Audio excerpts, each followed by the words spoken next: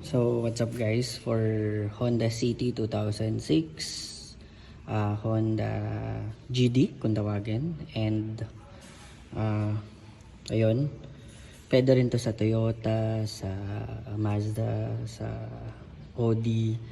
Actually most of the cars, pagka rear disc brake, mostly ganito nakikita nyo, may mga thread. Okay, so unahan ko na kayo, hindi yan pinupush kagaya ng front side, tsaka yung front na ano ba yung brake pads.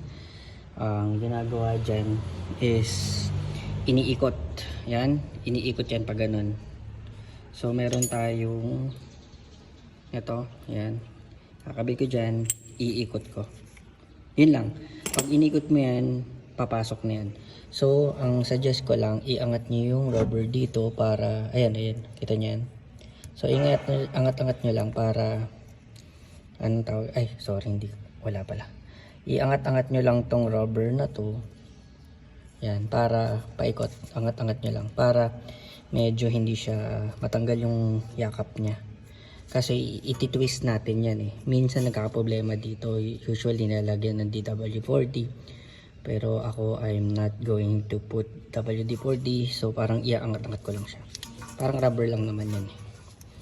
Ano, gaganon ko lang naman. Tapos ayan, so subukan natin na videohan para nakita nyo.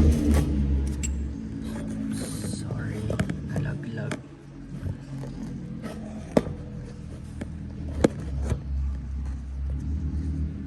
So ayan, sana medyo kita nyo rin.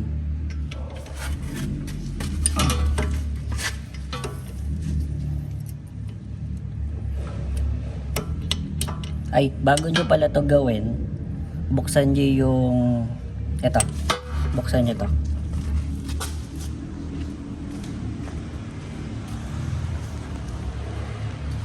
Yan, brake fluid, kasi kukuha yan ng ano, ng pressure.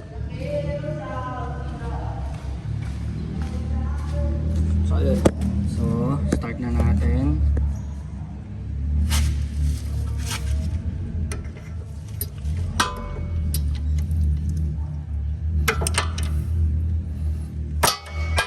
Counterclockwise.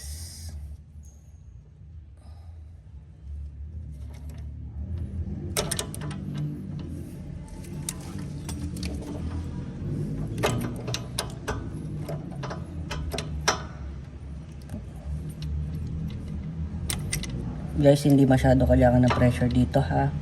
Ikot lang talaga. Para siyang screw lang.